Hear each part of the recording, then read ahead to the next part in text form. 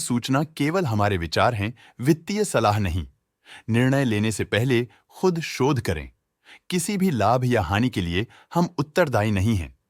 आज हम देख रहे हैं यूनो मिंद लिमिटेड के 2024-25 Q4 की standalone financial performance. Starting with the sales, पिछले क्वार्टर से सेल्स में 7.5% का इंक्रीज हुआ है, मगर कंपनी ने पिछले साल के मुकाबले 35.5% का सेल्स इंक्रीज रिपोर्ट किया। Expenses 6% quarter on quarter increase हो गए हैं, जो साल भर के 36% के राइज के साथ अलाइन करता है। क्वार्टरली एक्सपेंसेस के कंपैरिजन में सेल्स इंक्रीज होना दिखाता है कंपनी ने अच्छा परफॉर्म किया। हालांकि सालाना कंपनी को चैलेंजेस का सामना किया। ऑपरेटिंग प्रॉफिट, जो पिछले साल के कंपैरिजन में 31% अप हुआ है, quarter on quarter around 21% increase हुआ है। Operating profit margin OPM annual basis पे -0.5% से डिक्रीज हुआ है और पिछले क्वार्टर के कंपैरिजन में 1% से इंक्रीज हुआ है। एक्सेप्शनल आइटम्स को ऐड करके अदर इनकम पिछले क्वार्टर के कंपैरिजन में -37% गिर गई, बावजूद इसकी ईयरली डिक्लाइन -27% हुई है। इंटरेस्ट एक्सपेंसेस पिछले क्वार्टर से -25% डाउन हुआ, लेकिन ईयर ओवर ईयर इंक्रीज 44% हुआ है। डिप्रिशिएशन कॉस्ट में 6% का क्लाइम देखने को मिला और ईयरली बेसिस पे 46% का इंक्रीज देखा गया।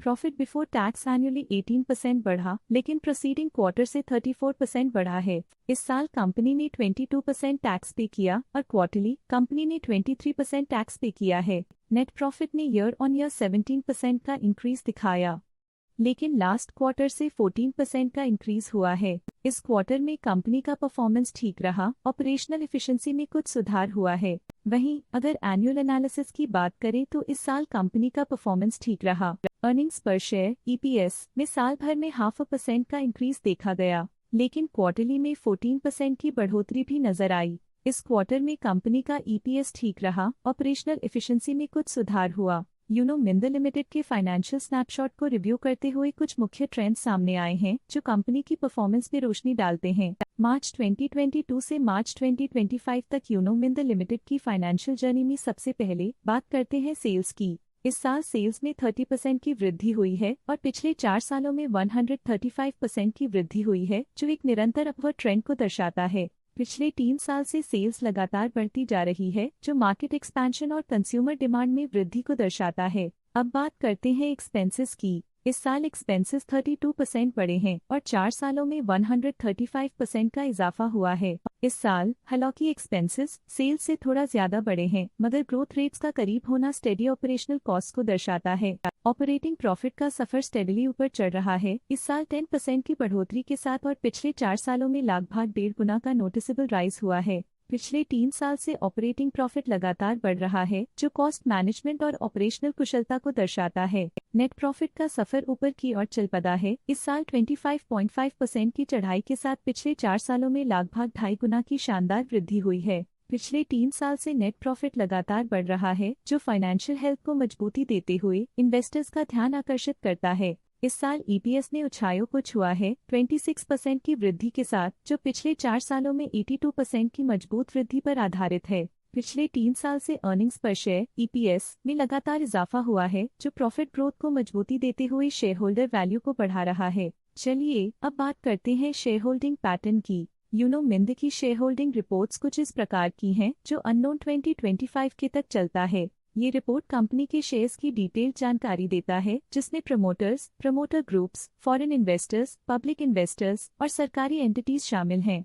पब्लिक द्वारा हेल्ड शेयर्स का परसेंटेज 5.92% से इंक्रीज होकर 2025 के में 5.96% तक का इंक्रीज से देखा गया। ये चेंजेस स्टेट है कि पब्लिक की इन्वेस्टमेंट कंपनी में क्वार्टर टू क्वार्टर इंक्रीज हुई है। जब कंपनी के शेयर्स का अधिकतम हिस्सा प्रमोटर्स, FII, DII या गवर्नमेंट के पास होता है, तब ये माना जाता है कि कंपनी मजबूत हाथों में है, जो स्थिरता और मजबूत समर्थन को दर्शाता है और इस मार्केट की स्थिरता बनी रहती है। डोमेस्टिक इंस्टीट्यूशनल इन्वेस्टर के शेयर होल्डिंग में थोड़ा डिक्रीज आया 2024 के दिसंबर से 2025 के में, जो दिखाता है कि डोमेस्टिक इंस्टीट्यूशंस ने अपने स्टेक को -0.25 से डिक्रीज किया है। FII, फॉरेन इंस्टीट्यूशनल इन्वेस्टर्स ने अपना शेयर होल्डिंग दिसंबर 2024 में 9.88% से 2025 में 10.09% तक इंक्रीज किया। ये बताता है कि फॉरेन इंस्टीट्यूशंस ने कंपनी में अपना इंटरेस्ट 0.21% तक इंक्रीज किया है। ये था कंपनी का करंट शेयर होल्डिंग पैटर्न। इस सेगमेंट में हम आपको ले चलते हैं इस क्वार्टर के कुछ विशेष FII डील्स की ओर। 27 मार्च 2025 को कॉप्ट मॉरिशस इन्वेस्टमेंट लिमिटेड ने 2.5 लाख शेयर्स एग्जिट कर लिए 934.45 रुपीस पर यूनिट के हिसाब से, जिसका टोटल 22.9 करोड़ था। 27 मार्च 2025 को integrated core strategies Asia private limited ने 2.5 लाख शेयर्स इन्वेस्ट किया 934.45 रुपीस पर यूनिट के हिसाब से, जिसका टोटल 22.9 करोड़ था। उम्मीद करते हैं कि इस क्वार्टर के FII डील्स का ये विश्लेषण आपको पसंद आया होगा और उपयोगी लगा होगा। अब नजर डालते हैं यूनो मिंद के स्टॉक रिकमेंडेशन पे। इस स्टॉक का करंट प्राइस 1088.8 रुपीस चल रहा है। KR चोकसी ने स्टॉक की बाय रिकमेंडेशन दी थी। उन्होंने स्टॉक का टारगेट प्राइस 1208 का अनुमान लगाया था। रिकमेंडेशन के समय स्टॉक का प्राइस 1052.7 चल रहा था, जो करंट प्राइस से 12.5% अप है। EMK ग्लोबल फाइनेंशियल सर्विसेज ने स्टॉक की सेल रिकमेंडेशन दी थी। उन्होंने स्टॉक का टारगेट प्राइस 950 का अनुमान लगाया था। रिकमेंडेशन के समय स्टॉक का प्राइस 960.7 चल रहा था, जो करंट प्राइस से -6.4% डाउन है। असित सी मेहता ने स्टॉक की बाय रिकमेंडेशन दी थी। उन्होंने स्टॉक का टारगेट प्राइस 938 का अनुमान लगाया था। रिकमेंडेशन के समय स्टॉक का प्राइस 756.4 चल रहा था, जो करंट प्राइस से -10.6% डाउन है। जियोजेट ने स्टॉक की बाय रिकमेंडेशन दी थी। उन्होंने स्टॉक का टारगेट प्राइस 792 का अनुमान लगाया था। रिकमेंडेशन के समय स्टॉक का प्राइस 660.25 चल रहा था, जो करंट प्राइस से -24.5% डाउन है। आज के लिए फाइनेंशियल सेक्टर में इतना ही। देखने के लिए धन्यवाद।